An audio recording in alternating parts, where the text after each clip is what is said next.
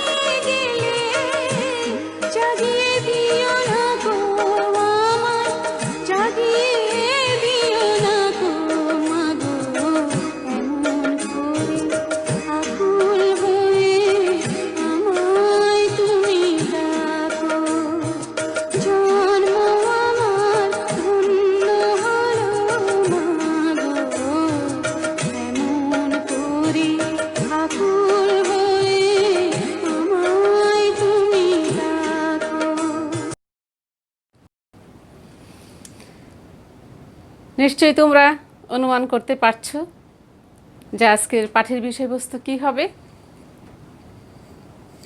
বলো তো কি হতে পারে?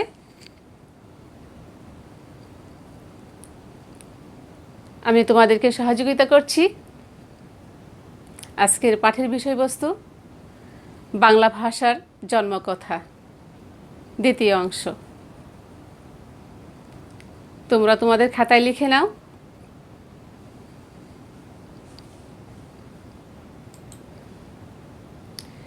শিরোনামটি নিশ্চয়ই লিখেছ। আর আজকের পাঠের কার্যক্রমে যা থাকবে,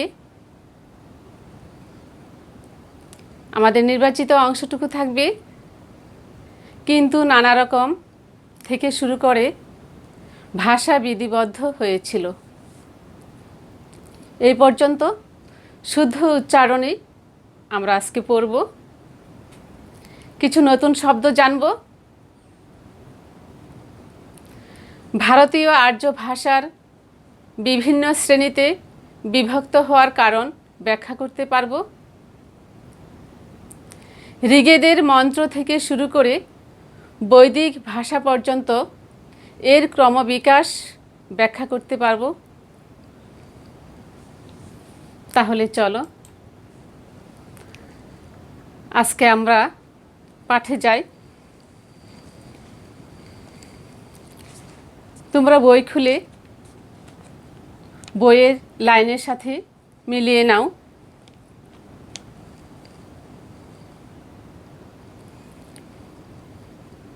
কিন্তু নানা রকম প্রাকৃত ছিল ভারতবর্ষের বিভিন্ন অঞ্চলে। তাহলে কোন প্রাকৃত থেকে উদ্ভব ঘটেছিল বাংলার? এ সম্পর্কে প্রথম স্পষ্ট মত প্রকাশ করেন জর্জ আব্রাহাম গ্রেয়ারসন। বহু প্রাকৃতের একটির নাম মাগধী প্রাকৃত। তার মতে মাগধী প্রাকৃতের কোনো পূর্বাঞ্চলীয় রূপ থেকে জন্ম নেয় বাংলা ভাষা। পরে বাংলা ভাষার উদ্ভব ও বিকাশের বিস্তৃত ইতিহাস রচনা করেন ডক্টর সুনীতি কুমার চট্টোপাধ্যায় এবং আমাদের চোখে স্পষ্ট ধরা দেয় বাংলা ভাষার ইতিহাস। যে ইতিহাস বলার জন্য আমাদের একটু পিছিয়ে যেতে হবে অন্তত কয়েক বছর। এবার তোমরা কিছু পাঠ করবে আর তোমাদের পাঠের বিষয়বস্তু অর্থাৎ পাঠের অংশটুকু আমি পড়ে দিচ্ছি, তোমরা মিলিয়ে নাও। ইউরোপ ও এশিয়ার বেশ কিছু ভাষার ধ্বনিতে শব্দে লক্ষ্য করা যায় গভীর মিল। এই ভাষাগুলো যেসব অঞ্চলে ছিল ও এখন আছে তার সবচেয়ে পশ্চিমে ইউরোপ আর সবচেয়ে পূর্বে ভারত ও বাংলাদেশ। ভাষাতাত্ত্বিকেরা এই ভাষাগুলোকে একটি ভাষা বংশের সদস্য বলে মনে করেন। ওই ভাষা বংশটির নাম ইন্দো ইউরোপীয় ভাষাবংশ বা ভারতীয় ইউরোপীয় ভাষাবংশ।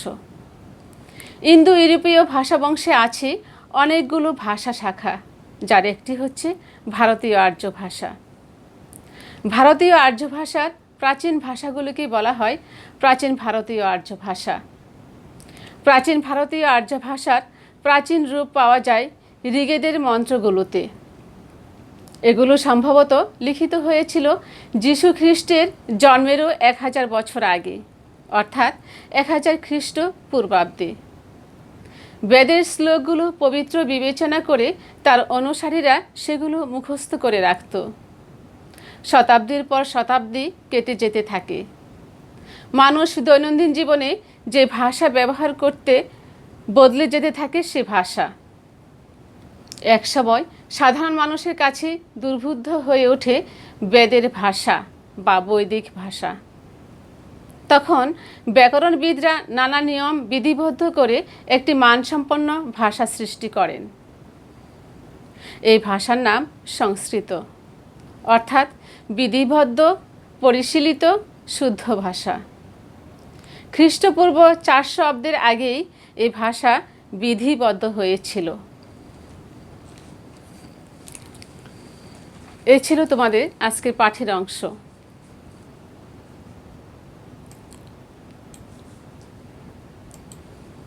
আমরা কিছু শব্দার্থ জেনে নেই।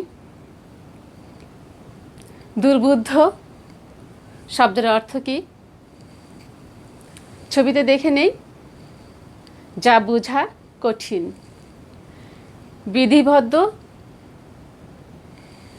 নিয়ম দ্বারা শাসিত। বেদ, ধর্মগ্রন্থ। তোমরা ছবি দেখে নিশ্চয়ই অতি সহজে বুঝতে পেরেছ। এবার তোমাদের জন্য একটি কাজ, তোমরা লিখে নাও, ছবিতে দেখে নাও। দুর্বোধ্য, বিধিবদ্ধ, বেদ, আর্য ভাষা। বৈদিক ভাষা, এই শব্দগুলি দিয়ে 5টি বাক্যের একটি অনুচ্ছেদ লেখো। চট করে লিখে নাও। আবার বলছি, দুর্বুদ্ধ, বিধিবদ্ধ, বেদ, বৈদিক ভাষা, আর্য ভাষা, এই শব্দগুলো দিয়ে 5টি বাক্যের একটি অনুচ্ছেদ লেখো।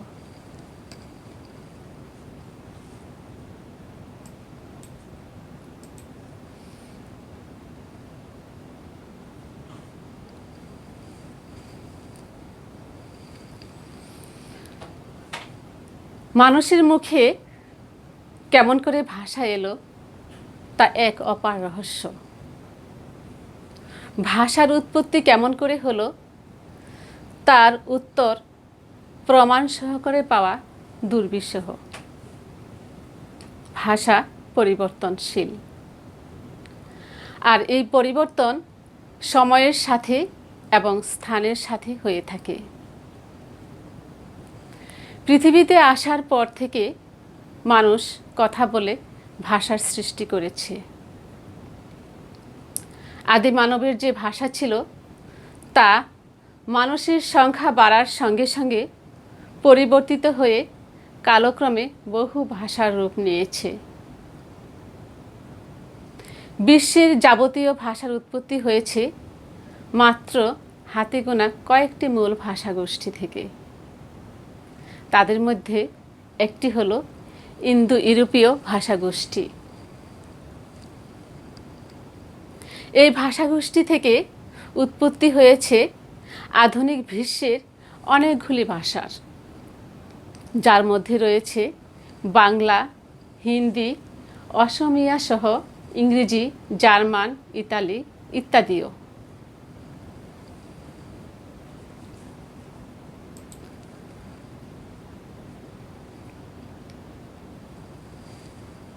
আমাদের আজকের গল্পের শুরুর ধারণা করা হয় 5,000 বছর পূর্বে সেই প্রাচীন পৃথিবীতেও সভ্যতা ছিল। মধ্য ইউরোপের কোথাও একদল মানুষ বসবাস করত। তারা সেই সময়ের তুলনায় ছিল আধুনিক। তারা যে ভাষা ব্যবহার করত, এই সময়ের ভাষাবিজ্ঞানীরা তার নাম বের করতে পারেননি। তাই ভাষাবিজ্ঞানীরা এই ভাষার নাম দিয়েছেন প্রত্ন ইন্দো ইউরোপীয় ভাষা। এই ভাষা ব্যবহারকারী জাতিগোষ্ঠীকে বলা হয়েছে আর্য। নৃবিজ্ঞানী ও ভাষাবিজ্ঞানীরা মনে করেন সময়ের সাথে সাথে এই জাতিগোষ্ঠী একটি বৃহৎ শক্তিশালী জাতিগোষ্ঠীতে পরিণত হয়েছে। ফলে স্বাভাবিক নিয়মে তাদের খাদ্য ও বাসস্থান সংকট দেখা দেয় এবং বাধ্য হয়েই তারা আদি বাসস্থান ছেড়ে অজানা নতুন পথের উদ্দেশ্যে যাত্রা করতে হয়।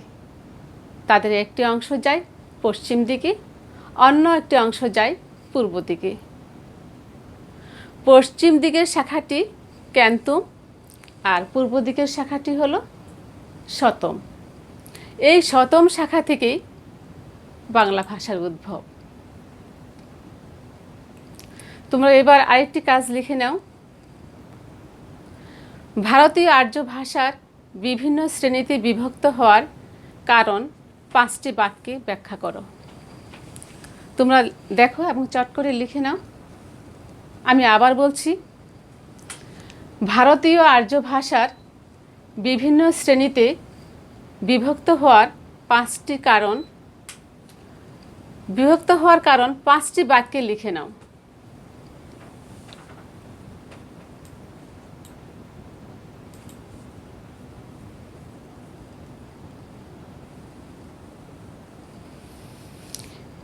আমরা আবার পাঠে যাই।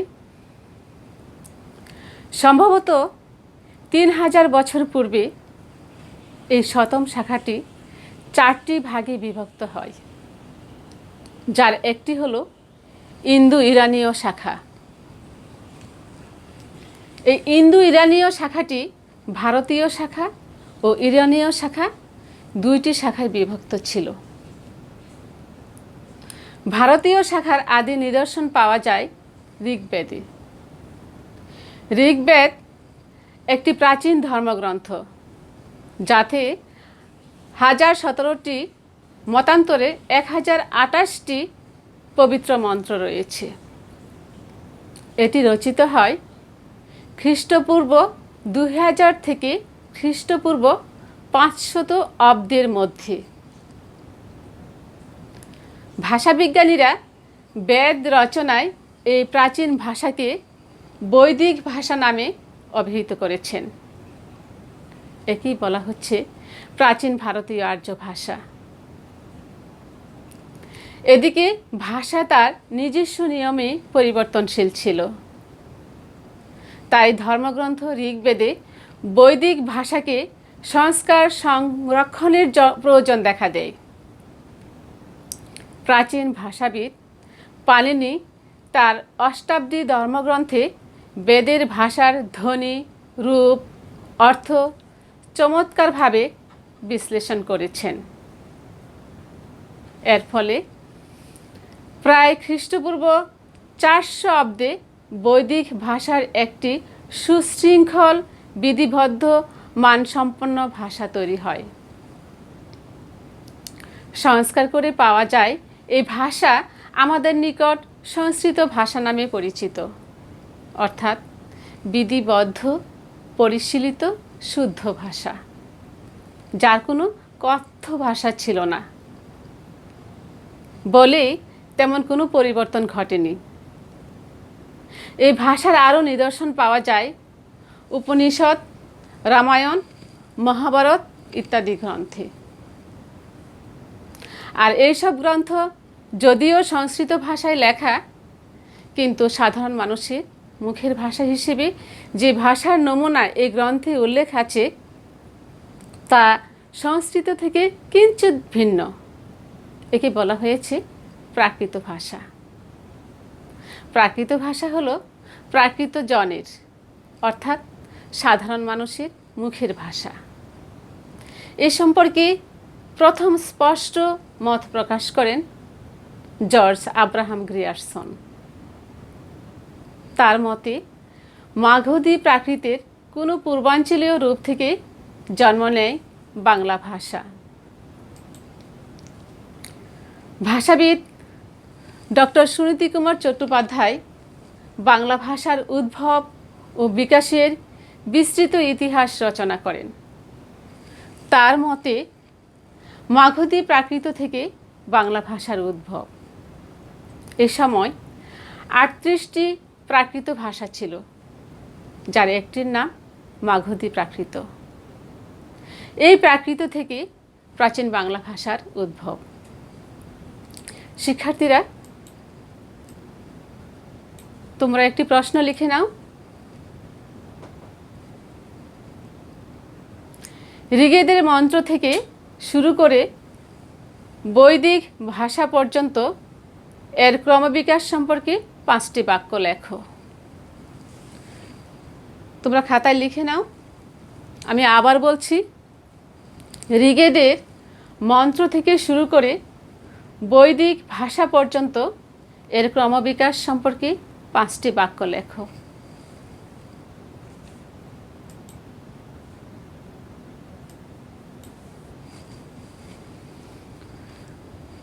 তোমাদের জন্য ছোট ছোট কিছু প্রশ্ন,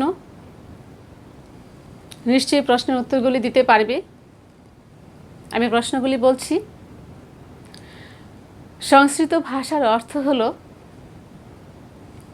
বিধিবদ্ধ, পরিশীলিত, শুদ্ধ ভাষা। নিচের কোনটি সঠিক? 1 2 1 3 2 3 1 2 3। নিশ্চয়ই তোমরা সঠিক উত্তরটি বলবে।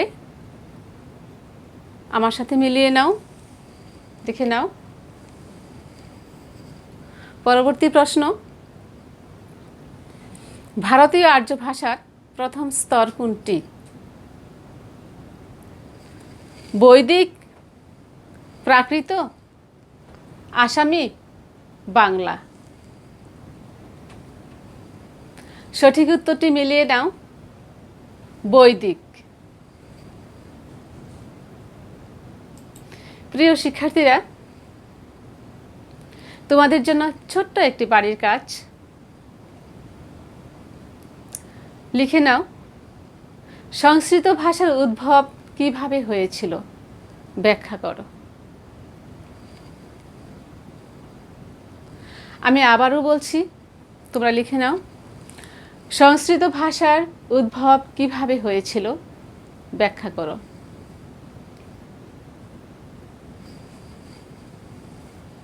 প্রিয় শিক্ষার্থীরা,